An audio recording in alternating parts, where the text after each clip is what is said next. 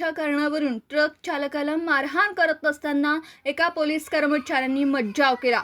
त्याचा राग मनात धरून सुमारे 15 आरोपींनी दारूच्या नशेत पोलीस कर्मचाऱ्यावर जीवघेणा हल्ला करत लोखंडी गज, लाकडी दांडा व लाथाबुक्क्यांनी बेदम मारहाण केल्याची घटना 8 मार्च रोजी सायंकाळी डिग्रस फाटा येथे त्यानंतर रात्रीच्या दरम्यान राहुरी शहर हद्दीत घडली। 8 मार्च 2026 रोजी सायंकाळी 5 राहुरी तालुक्यातील नगर मनमाड महामार्गावर डिग्रस फाटा येथे 10 ते 12 जण दारूच्या नशेत असताना 4 चाकी वाहनाला कट लागल्याच्या कारणावरून ट्रक चालकाला लाकडी दांडी व लाथाबुक्क्यांनी मारहाण करत होते।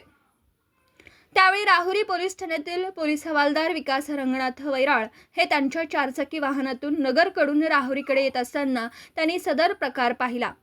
त्यावेळी त्यांनी सदर आरोपींना ट्रक चालकाला मारहाण करण्यास मज्जाव केला। त्यावेळी आरोपींनी त्यांना शिवीगाळ करून दमदाटी केली होती। त्यानंतर हवालदार विकास वैराळ हे रात्री 11:30 वाजेच्या दरम्यान राहुरी शहरातील ग्रीन हॉटेल चौक येथे ड्युटी करत असताना तेच आरोपी तेथे आले। त्यांनी हवालदार विकास वैराळ यांना पुन्हा विनाकारण शिवीगाळ केली। तसेच फायटर, लोखंडी गज, लाकडी दांडा व लाथाबुक्क्यांनी बेदम मारहाण केली। या घटनेत हवालदार विलास वैराळ हे गंभीर जखमी झाले असून त्यांच्यावर अहिल्यानगर येथील ग्रामीण रुग्णालयात उपचार सुरू आहेत।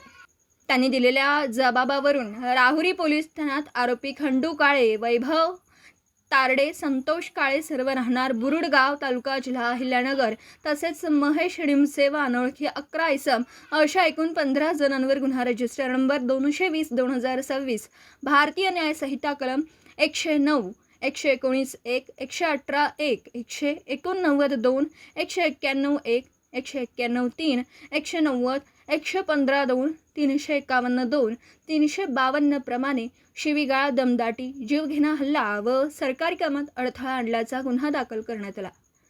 पोलीस पथकाने आरोपी खंडू काळे, वैभव तारडे, संतोष काळे यांना ताब्यात घेऊन गजाआड केला, तर इतर आरोपी पसार झाले। तसेच आरोपींचे 4 चाकी वाहन जप्त करण्यात आला। या घटनेचा पुढील तपास पोलीस निरीक्षक संजय ठेंगे यांच्या मार्गदर्शनाखाली पोलीस उपनिरीक्षक समाधान फडोळ करीत आहेत।